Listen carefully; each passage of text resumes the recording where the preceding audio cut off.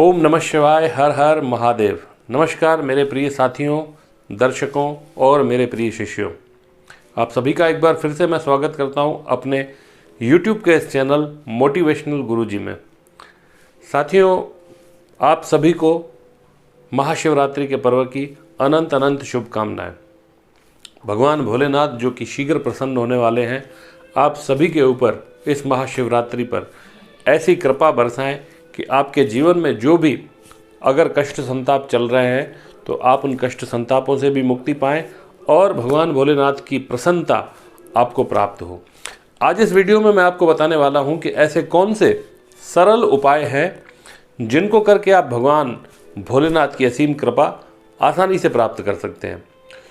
साथियों, वीडियो को ज़्यादा लंबा न करते हुए मैं शॉर्ट में आपको कुछ ऐसी महत्वपूर्ण 5 बातें बता रहा हूं जिनको करके आप भगवान शाम सदाशिव को शीघ्र प्रसन्न कर सकते हैं और उनकी असीम कृपा भी आप प्राप्त कर सकते हैं। तो सबसे पहली जो चीज़ है, सबसे अहम वस्तु जो है वो उनके लिए है श्रद्धा और विश्वास। क्योंकि जो कुछ भी दिया हुआ है वो उनकी कृपा से ही हमको दिया हुआ है। वे हमारी किसी भी चीज़ की अभिलाषा नहीं रखते, वे केवल हमारी श्रद्धा और हमारे अटूट विश्वास का ही हमसे उम्मीद रखते हैं। तो अगर शिव जी की पूजा करनी है तो आपको अपने मन में अथाह श्रद्धा और अटूट विश्वास रखना होगा, तभी भगवान प्रसन्न होंगे। क्योंकि शास्त्रों में भी माता भगवती को श्रद्धा का और भगवान भोलेनाथ को विश्वास का स्वरूप माना गया है। इसलिए शिव जी को प्रसन्न करने के लिए सबसे जो महत्वपूर्ण चीज़ है वो है श्रद्धा और विश्वास। दूसरी जो चीज़ है मेरे साथियों, दूसरी भगवान शिव को प्रसन्न करने के लिए भगवान ने स्वयं शिव महापुराण में कहा है कि जो मेरा भजन करता है, जो मुझे भजता है, वह मुझे प्रिय है। लेकिन जो उमा के साथ मेरी प्रिय भक्ति करता है, मेरी पूजा करता है, वह मुझे अति प्रिय है, कार्तिकेय के समान प्रिय है। यानी सारा जगत तो भगवान शिव जी की आराधना पूजा करता ही है, लेकिन भगवान कहते हैं कि जो उमा के साथ, माता भगवती के साथ उनकी पूजा आराधना करता है, भगवान उस पर अति प्रसन्न होते हैं, अपनी संतान का ही दर्जा दे देते हैं उसको, कार्तिकेय के समान प्रिय है। तो दूसरे नंबर की जो बात है वो ये है कि शिव जी को अकेले पूजेंगे तो भी वो प्रसन्न है, लेकिन माता पार्वती के साथ, माता उमा के साथ जब आप उनका पूजन करेंगे तो वो अति प्रसन्न होंगे।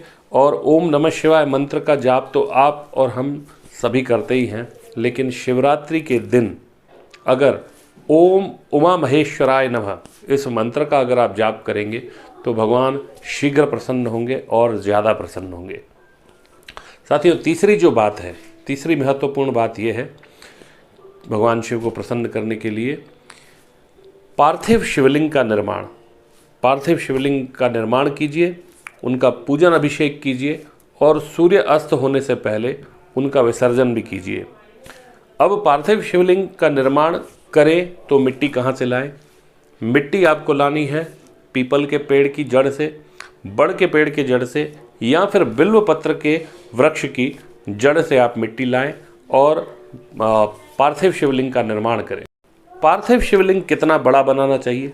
पार्थिव शिवलिंग आपकी ये 3 उंगलियां हैं, इन 3 उंगलियों में से किसी भी एक उंगली के लंबाई जितना आपको पार्थिव शिवलिंग यानी मिट्टी का शिवलिंग आपको बनाना है।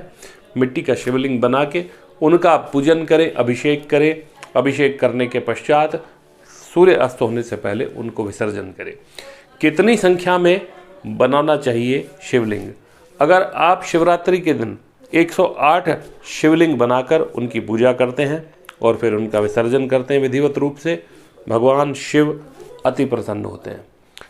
चौथे नंबर की जो बात है, चौथा उनको प्रसन्न करने वाली यह है कि यूं तो बहुत सारी सामग्रियां भगवान के ऊपर चढ़ाई जाती हैं, लेकिन बेलपत्र अगर आपने नहीं चढ़ाया तो फिर सब कुछ अधूरा है।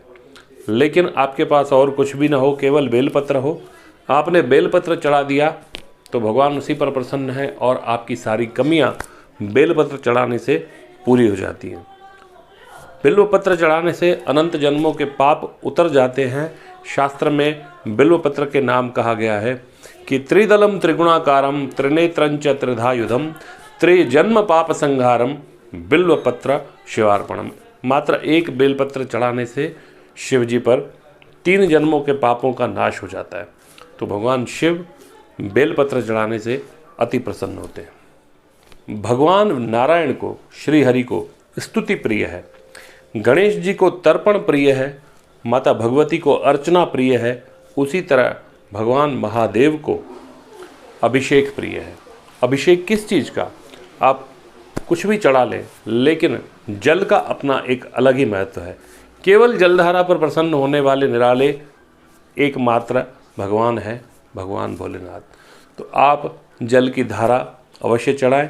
जल के साथ साथ आपको जो भी चढ़ाना है वो भी चढ़ा सकते हैं, लेकिन जलधारा पर प्रसन्न होने वाले भगवान भोलेनाथ सिर्फ आपसे जलधारा की ही अभिलाषा करते हैं कि कोई भी भक्त मुझ पर जलधारा चढ़ाए तो मैं उस पर अतिशय प्रसन्न हो जाता हूँ।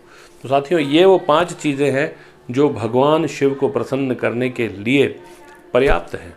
और भी अगर आप जो कुछ करना चाहते हैं तो वो कीजिए, लेकिन जो ये 5 चीज़ें मैंने बताई, इसके माध्यम से और इसी तरीके से अगर आप करेंगे तो निश्चित ही भगवान भोलेनाथ की असीम कृपा आपके ऊपर रहेगी।